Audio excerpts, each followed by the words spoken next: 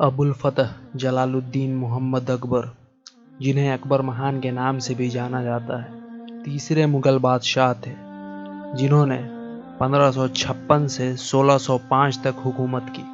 اکبر کے کاندھے پر شاہی تخت کی ذمہ داری بہت چھوٹی عمر میں ان کے بابا کی اچانک ہوئی وفات کے بعد آ پڑی۔ وہ اس وقت صرف 14 سال کے تھے۔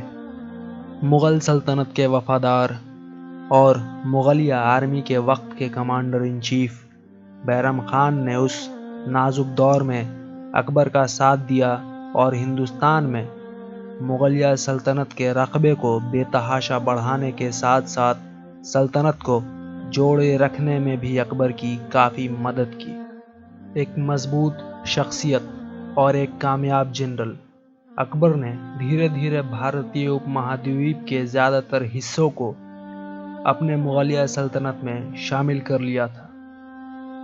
حالانکہ ان کی طاقت اور اس کا پربھاؤ مغلیہ فوج، سیاسی سمجھ اور معاشی قوت کی وجہ سے پورے بر اعظم میں پھیل گیا تھا۔ عالی شان مغل بادشاہت کو متحد رکھنے کے لیے اکبر نے اپنے پورے سلطنت میں پرشاسن کا ایک سینٹرلائزڈ نظام قائم کیا۔ اکبر میٹریمونیل الائنسز کرنے میں بہت تیز تھے۔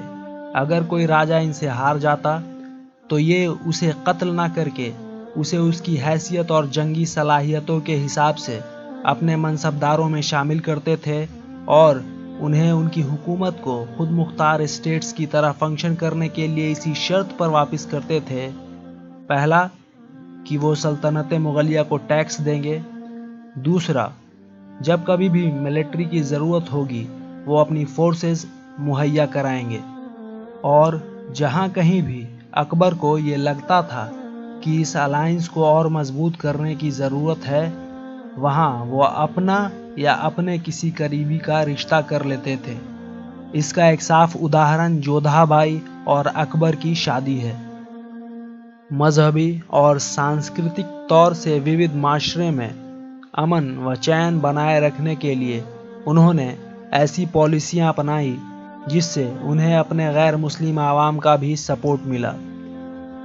اس وقت جہاں دوسرے حکمران اپنے کلچر اور اپنے ریلیجن کو پروموٹ کرتے اسے ہی سپیریئر مانتے تھے، وہیں اکبر نے اپنے قبائلی ریتی رواجوں اور اسلامک اسٹیٹ کی پہچان سے بچتے ہوئے انڈو پرشین کلچر کو اپنایا۔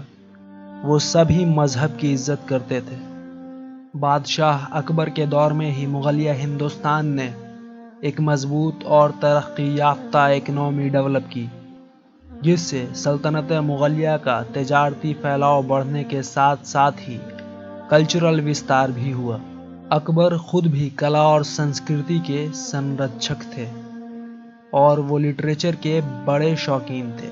اسی لیے انہوں نے سنسکرت، اردو، فارسی، گریک، لیٹن، عربی اور کشمیری میں لکھے لگ بھگ 24,000 سے زائد کتابوں کی لائبریری بنوائی، جسے بہت سارے اسکالرز، ٹرانسلیٹرز، آرٹسٹس، بک بائنڈرز اور ریڈرز دوارا چلایا جاتا تھا۔ اکبر نے خاص طور سے عورتوں کے لیے فتح پور سیکری کی لائبریری کو قائم کیا۔ شہنشاہ اکبر کے حکم کے مطابق اس وقت پورے سلطنت میں چھوٹے بڑے کئی اسکول بنوائے گئے جس میں کوئی بھی جا کر تعلیم حاصل کر سکتا تھا۔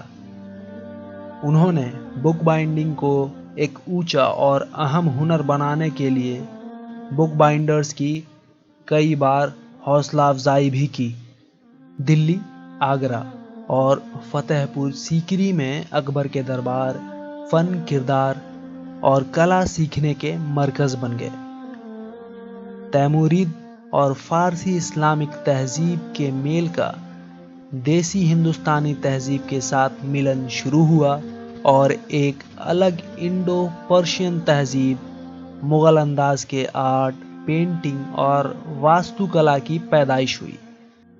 روڑھیوادی اسلام کے ساتھ لگاؤ کم ہونے اور شاید اپنی سلطنت کے اندر مذہبی ایکتا لانے کی امید کرتے ہوئے اکبر نے دین الہی کا پرچار کیا، جس میں خاص طور پہ اسلام اور ہندو مذہب کے ساتھ ساتھ فارسی اور عیسائی مذہب کے کچھ حصوں سے نکالی گئی سنسکرتیاں تھیں۔ شہنشاہ اکبر کے دور حکومت نے بھارتی اتہاس کے پاٹھیہ کرم کو کافی پربھاوت کیا ہے۔ ان کی حکومت کے دوران مغلیہ سامراجیہ آکار اور دھن میں 3 گنا ہو گیا تھا۔ انہوں نے طاقتور ملٹری سسٹم بنایا اور اثردار سیاسی اور سماجک سدھاروں کو قائم کیا۔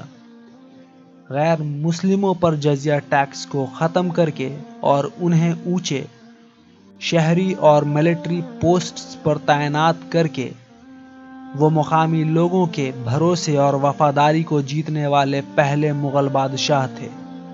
انہوں نے سنسکرت لٹریچر کو خود فارسی میں ٹرانسلیٹ کیا، دیسی تہواروں میں شرکت کی۔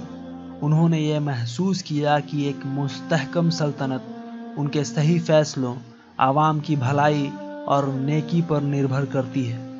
اس طرح سے مغلیہ حکومت کے تحت ایک ملٹی کلچرل سلطنت کی بنیاد ان کے دور حکومت میں رکھی گئی تھی۔ آپ کا بہت بہت شکریہ اس ویڈیو کو آخر تک دیکھنے کے لیے۔